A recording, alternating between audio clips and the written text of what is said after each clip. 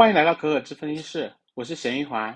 今天我们来聊一部让所有人深夜胃疼的恋爱神剧《白色相扑2》。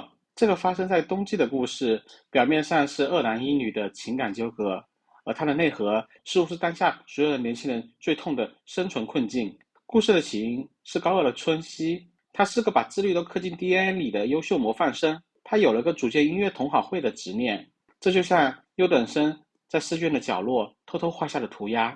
似乎他既想保持自己完美的人设，但又想证明自己不仅仅是个做题机器。当他把校园女神雪莱和问题少女东马组成了一个乐队之后，这场注定崩坏的三角恋似乎在这一刻按下了加速键。学院季那首传达不到的爱恋，既是三个人情感的巅峰，也是命运使人错位的开始。这场三角恋最虐心的地方在于，在故事里并没有严格的反派，所有人都有他自己合理的理由。雪菜像樱花一样开得如此绚烂，却注定要凋零。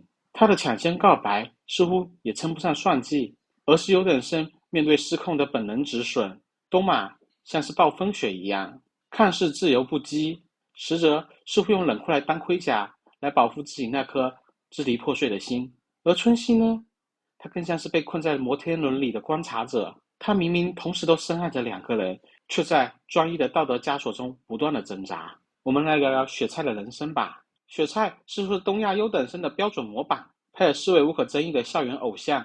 他几乎不会犯错的性格，连特别熟悉的歌曲都要在 KTV 里练到完美。他活得像个人行自走的标准答案。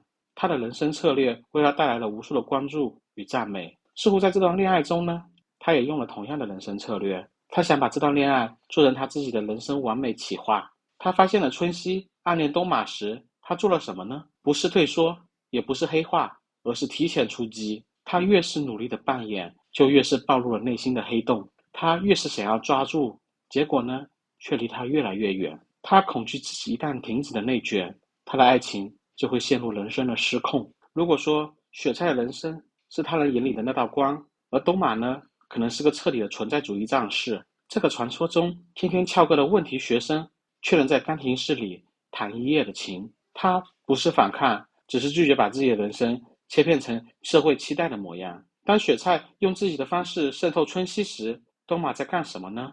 他只能在深夜里暗自神伤，用不辞而别来代替他的告白。这个女生的爱情就像她弹奏的钢琴曲一样，要么0分，要么满分，没有中间值。然而，东马真的自由吗？他的逃课、叛逆，看似在反抗母亲的控制，在反抗社会价值给他带来的控制，但似乎又陷入了另外一种牢笼，用自我放逐来证明自己的价值。而春熙呢，这个戴着优等生面具的悲剧男主，活得像个人行自走的社会评价标本。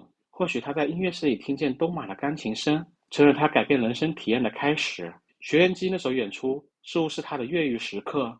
这个模范生抱着吉他在台上演奏的时候，不是在弹吉他，而是在撕裂从小到大贴在他身上的奖状。他就是连叛逆都要做到专业级的水准。你们还记得他们为了练琴在教室里的那晚通宵吗？这哪是追梦啊，这分明是给自己叛逆的行为在打绩效分啊。而面对雪菜跟东马时，似乎不是在选爱人，而是在选生存形态。雪菜代表了他熟悉的规则，努力就会有回报，付出就会得到认可。这种确定性让他感觉安心到窒息。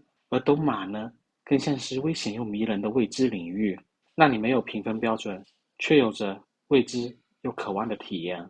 当网友还在吵着选雪菜还是选东马的时候，让各个论坛成为了白学现场，却忽略了一个更真实的真相：春熙他注定要毁灭其中一面的自己。选雪菜意味着杀死渴望自由的灵魂，而选东马呢，意味着否定自己10几年的生存之道。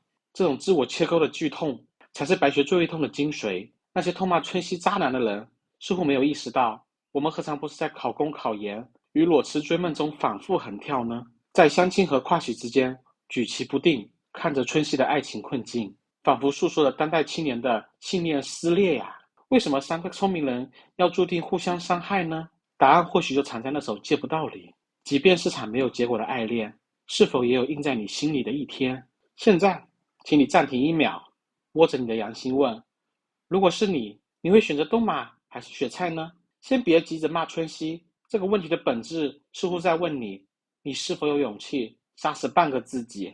选雪菜，或许你是个秩序主义者，连爱情都需要精确的计算，就像高考必须刷5年真题、3年模拟，这不是懦弱，只是我们提前看透了规则，我们终将堕入秩序中。而选东马呢，似乎是体验派的信徒，要的不是爱情，而是灵魂的救赎。人生就是要更真实的面对自己想要的体验。但真正可怕的似乎不是选择本身，而是选择之后的道路。选雪菜的人生或许会不断幻想自己追求人生体验的那种感受，而选东马呢，或许在未来的无数个日夜里会质疑当时那股冲动。这或许才是白色相扑最治愈的一员。当然，大家都是成年人了，或是即将迈入成年，也或许也可以说一句：小孩子才做选择，我全都要。感谢您的观看，我们分享实用知识的方法，下期再见。